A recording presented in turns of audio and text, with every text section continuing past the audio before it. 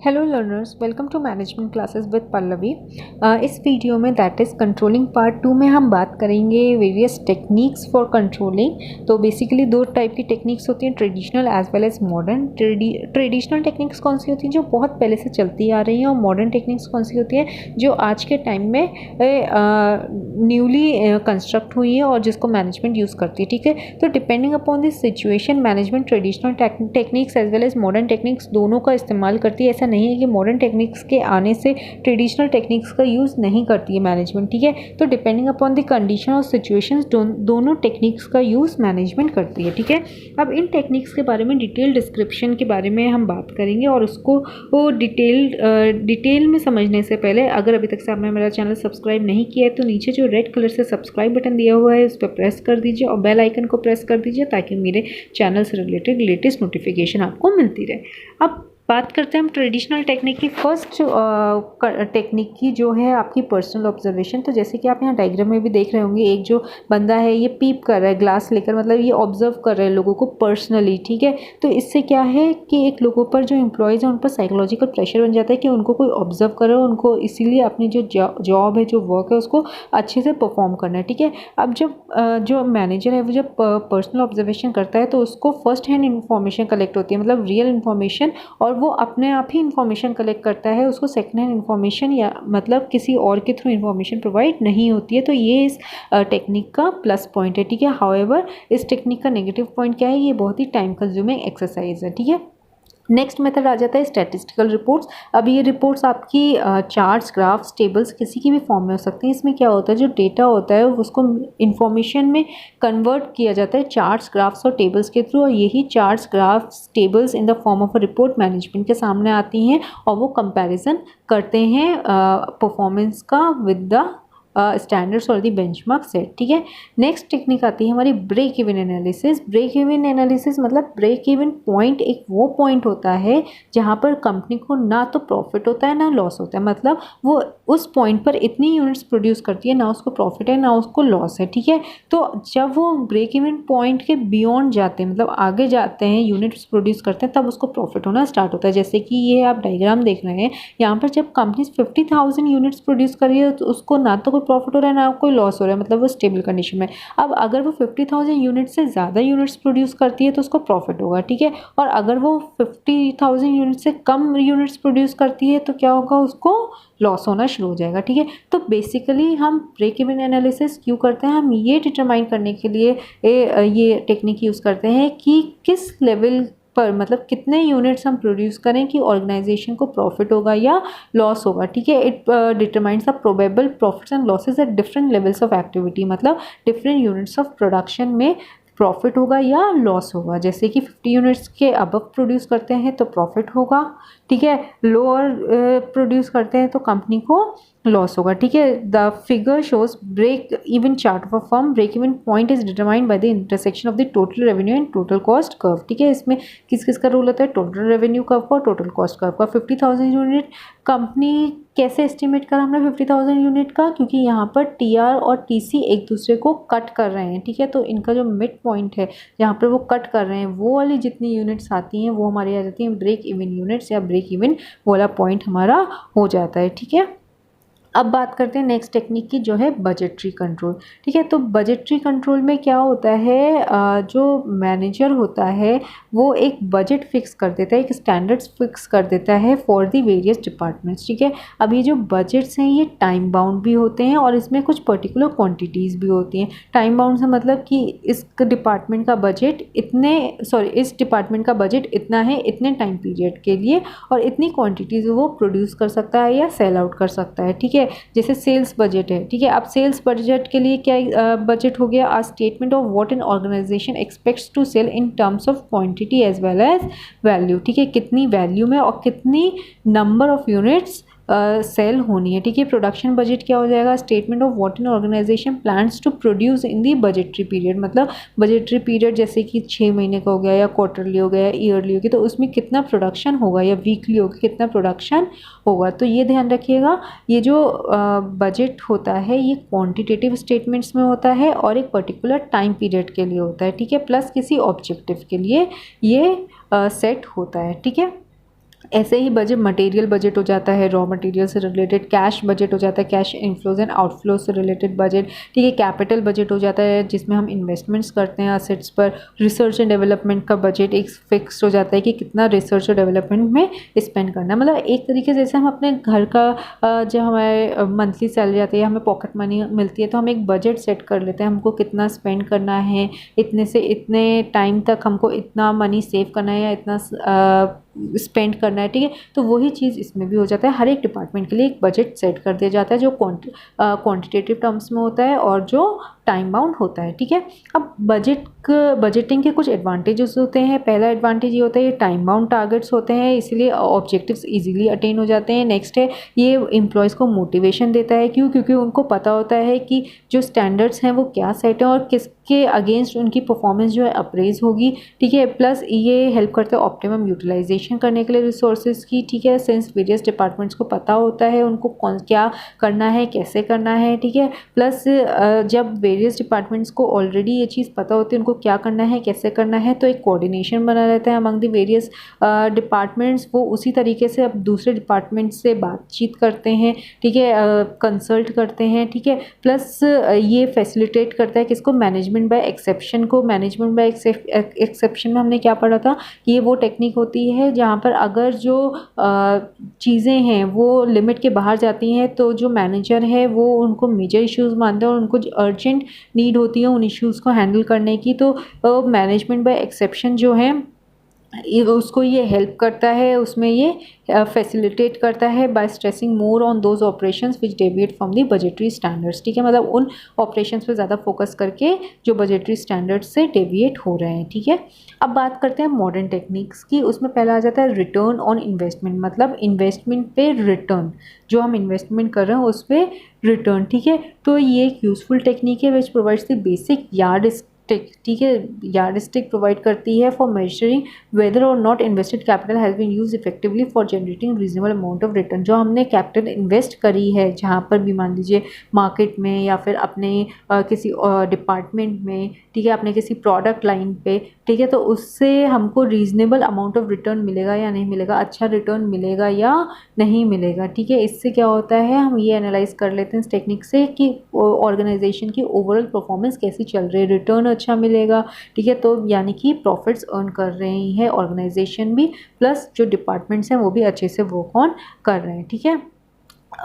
Plus इसमें एक चीज़ और है, जो ROI है, मतलब रिटर्न ऑन इन्वेस्टमेंट, वो हम कैसे इंक्रीज़ कर सकते हैं? या तो हम सेल्स वॉल्यूम बढ़ा लें, ठीक है, मोर देन दी टोटल इन्वेस्टमेंट, मतलब जितना हम इन्वेस्ट कर रहे हैं उससे ज़्यादा हम सेल्स वॉल्यूम बढ़ा लें, ठीक है। या फिर हम जो टोटल इन्वेस्टमेंट है उसको कम कर दें और सेल्स वॉल्यूम जितनी है उतनी रहने दें। तो इन दोनों तरीके से हम ROI को इंक्रीज़ कर सकते हैं, ठीक है। ROI provides top management effective means of control for measuring comparing performance of different department. Basically ये डिफरेंट डिपार्टमेंट्स में की परफॉर्मेंस को मेजर करने के लिए ये टेक्निक यूज़ होती है, ठीक है।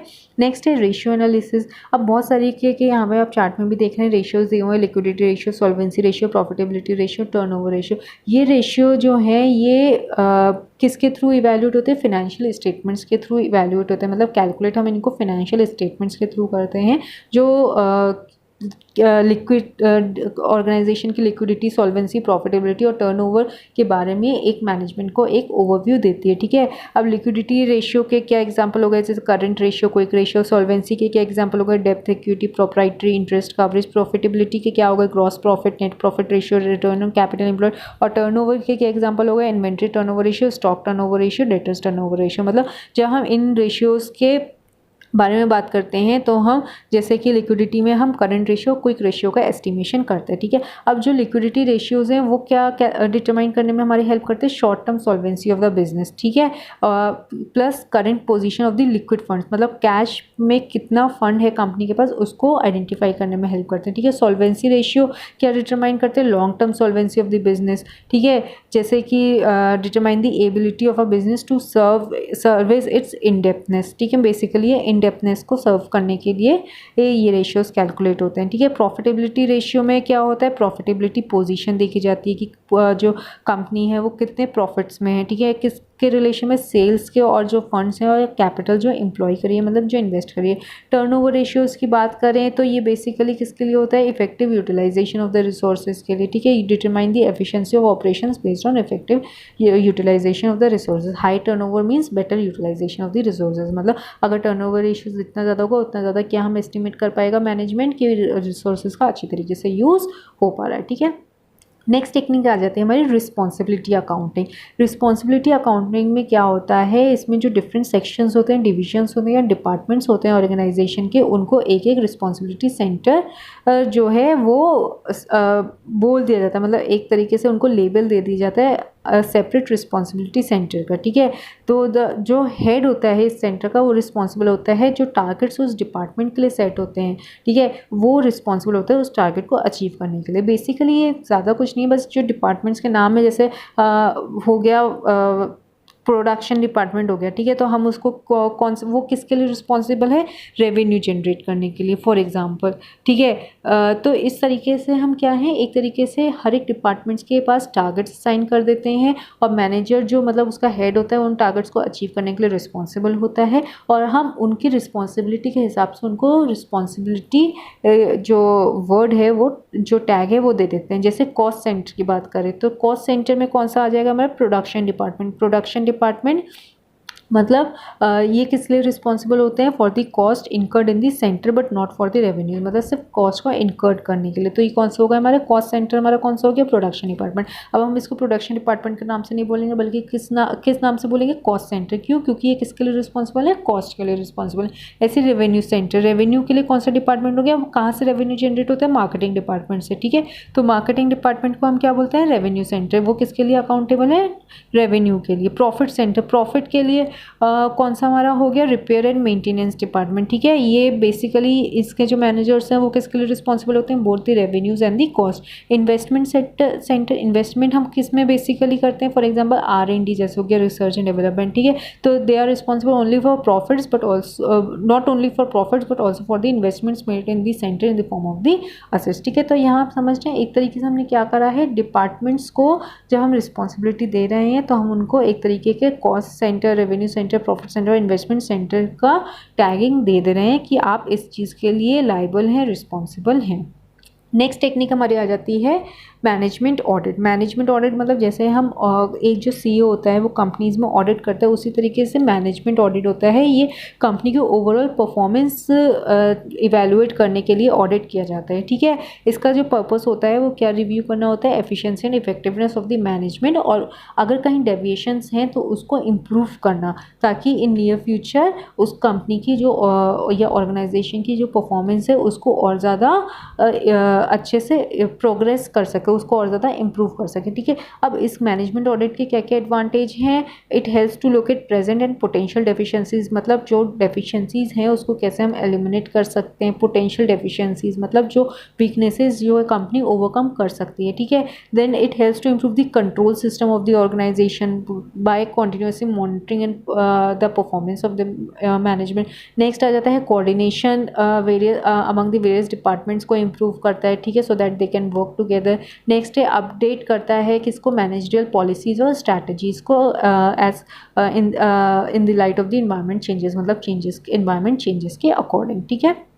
नेक्स्ट हमारी आ जाती है PERT एंड CPM टेक्निक। अब PERT की फुल फॉर्म क्या है, program evaluation and review technique, and CPM की फुल फॉर्म क्या है, क्रिटिकल पाथ मेथड। ये दोनों टेक्निक्स मैनेजमेंट को प्लान और कंट्रोल करने में हेल्प करती है, किसको, एक पर्टिकुलर प्रोजेक्ट से रिलेटेड, ठीक है। अब ये जो टेक्निक्स हैं they are specially useful for planning, scheduling and implementing time bound projects. Time bound projects मतलब कंस्ट्रक्शन ऑफ अ ब्रिज हो गया जैसे, या कंस्ट्रक्शन ऑफ अ रोड्स हो गए, ठीक है। जो टाइम बाउंड प्रोजेक्ट्स होते हैं उनमें ये टेक्निक्स यूज़ आती हैं, ठीक है। एक बेसिकली टाइम सेट करना और उसमें कोई डिले नहीं हो उस प्रोजेक्ट को कंप्लीट करने में, इसलिए उसको उस टाइम को या उन एक्टिविटीज़ को इस तरीके से शेड्यूल करना कि कोई भी डिले ना हो और जो मेजर एक्टिविटीज़ हैं वो टाइमली कंप्लीट हो जाएं, ठीक है। अब इसका एक प्रोसेस होता है। पहला क्या होता है, जो भी प्रोजेक्ट है वो नंबर ऑफ आइडेंटिफिकेबल एक्टिविटीज़ में डिवाइड होता है जो एक लॉजिकल सीक्वेंस में लगते हैं, मतलब पहले कौन सी एक्टिविटी, दूसरी कौन सी एक्टिविटी, ठीक है। फिर उन एक्टिविटीज़ का एक नेटवर्क डायग्राम बनाया जाता है जिसमें सीक्वेंस आता है उन एक्टिविटीज़ की स्टार्टिंग पॉइंट से टर्मिनेशन पॉइंट तक, कि पहले से लेकर आखिरी तक कौन कौन सी एक्टिविटीज़ कैरीड आउट होगी, पहले कौन सी एक्टिविटी होगी, फिर कौन सी होगी, फिर कौन सी होगी, एंड सो ऑन, ठीक है। फिर उसके बाद टाइम एस्टिमेट होता है, ठीक है, हर एक एक्टिविटी का, कि अगर जैसे कोई भी एक्टिविटी है, मान लीजिए किसी भी ब्रिज को बनाना है, ठीक है, उसके लिए मान लीजिए सीमेंट का यूज़ होना है या कुछ या पोल्स लगने हैं, तो उसमें कितना टाइम लगेगा, ठीक है। तो पर्ट में क्या होता है, 3 टाइम एस्टिमेट्स होते हैं, ऑप्टिमिस्टिक शॉर्टेस्ट टाइम पीरियड जिसको हम बोलते हैं, पेसिमिस्टिक लॉन्गेस्ट टाइम पीरियड, और तीसरा आ जाता है most likely period. CPM technique का अगर हम यूज़ करते हैं तो उसमें सिर्फ एक ही टाइम एस्टिमेशन प्रिपेयर्ड होता है, प्लस इसमें कॉस्ट जो इंकर्ड होती है कंप्लीशन ऑफ द प्रोजेक्ट वो भी आती है, ठीक है। पर्ट में कॉस्ट नहीं आती, सीपीएम में कॉस्ट इन्वॉल्व होती है, ठीक है। अब क्रिटिकल पाथ में प्लस जो लॉन्गेस्ट पाथ नेटवर्क का बनता है, ठीक है, वो किस में आइडेंटिफाई होता है, क्रिटिकल पाथ में फिर हम आइडेंटिफाई करते हैं, ठीक है। ये जो लॉन्ग पाथ होता है ये क्या रिप्रेजेंट करता है, ये सीक्वेंस रिप्रेजेंट करता है उन एक्टिविटीज़ की जो इंपॉर्टेंट है और जिसका टाइमली कंप्लीशन होना ज़रूरी है फॉर दैट प्रोजेक्ट, ठीक है, और जिसमें कोई भी डिले होना कोई भी डिले नहीं होना चाहिए, ठीक है, अदरवाइज पूरा प्रोजेक्ट उससे सफ़र करेगा, ठीक है। उसके बाद क्या लास्ट स्टेप क्या हो जाता है, अगर ज़रूरत पड़ती है तो प्लान को मॉडिफाइड भी कर सकें, मतलब इसलिए फ्लेक्सिबिलिटी भी रखते हैं इसमें, ताकि अगर कुछ भी चेंजेस आते हैं प्रोजेक्ट में या एनवायरनमेंट में तो उस हिसाब से हम प्लान को भी मॉडिफाइड कर सकें, ठीक है।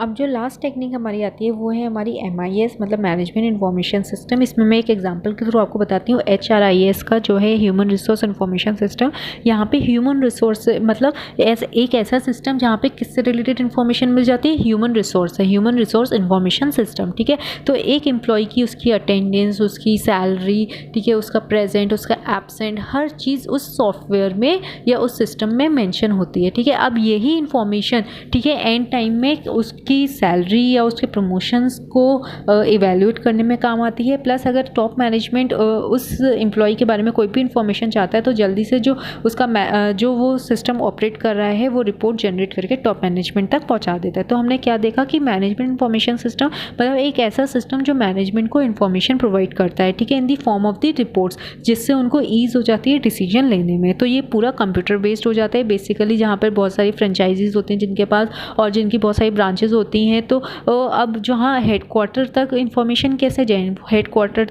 तक इन्फॉर्मेशन MIS के थ्रू ही जाती है। हर एक ब्रांच मैनेजर अपनी जो इन्फॉर्मेशन है वो एक सिस्टम के थ्रू अपलोड कर देता है और वो सीधे टॉप लेवल तक पहुंच जाती है, ठीक है। तो ये होता है हमारा MIS, मतलब जो इन्फॉर्मेशन जा रही है वो एक सिस्टम के थ्रू सर्कुलेट हो रही है, ठीक है। अब इसके क्या क्या एडवांटेजेस हो सकते हैं, ये it facilitates collection, management and dissemination of the information and different levels of the management. इसी तरीके से जब नीचे से इन्फॉर्मेशन ऊपर जाती है तो ऊपर से भी इन्फॉर्मेशन नीचे लोअर लेवल तक आ जाती है। फॉर एग्जाम्पल कंपनी की ये पोर्टल बनी हुई है, ठीक है, वो भी MIS का पार्ट है। तो जो भी टॉप लेवल उस पोर्टल में मान लीजिए अपडेट करती है या अपनी कोई पॉलिसी नहीं बताती है या अपनी कोई नई वैकेंसी निकालती है तो वो नीचे बाकी लोअर लेवल तक कंप्यूटर्स के थ्रू पहुँच जाता है, ठीक है। नेक्स्ट है it supports planning and decision making, ठीक है। नेक्स्ट आ जाता है क्वालिटी ऑफ इंफॉर्मेशन जो है उसको ये इम्प्रूव कर देता है, मतलब जो भी इंफॉर्मेशन लोअर लेवल तक जाती है वो एक्यूरेट जाती है और टाइमली पहुंच जाती है, ठीक है, लोअर लेवल तक या लोअर लेवल से अपर लेवल तक, ठीक है। कॉस्ट इफेक्टिवनेस होता है, ठीक है। और इन्फॉर्मेशन ओवरलोड, जो मतलब मैनेजर्स में इन्फॉर्मेशन ओवरलोड हो जाता है कि उनको कम्युनिकेट करना होता है टॉप लेवल से या लोअर लेवल से, ठीक है, वो उनका एक तरीके से रिड्यूस हो जाता है, ठीक है। तो मैनेजमेंट इन्फॉर्मेशन सिस्टम एक तरीके का ऐसा सिस्टम है जहाँ पे जो इन्फॉर्मेशन है वो वाया कंप्यूटर्स एक लेवल से दूसरे लेवल जाती है। So that's all about today. I hope आपको वीडियो समझ में तो प्लीज़ इसे लाइक करें, शेयर करें, कमेंट करें, कोई भी query, and don't forget to subscribe my channel. Thank you so much.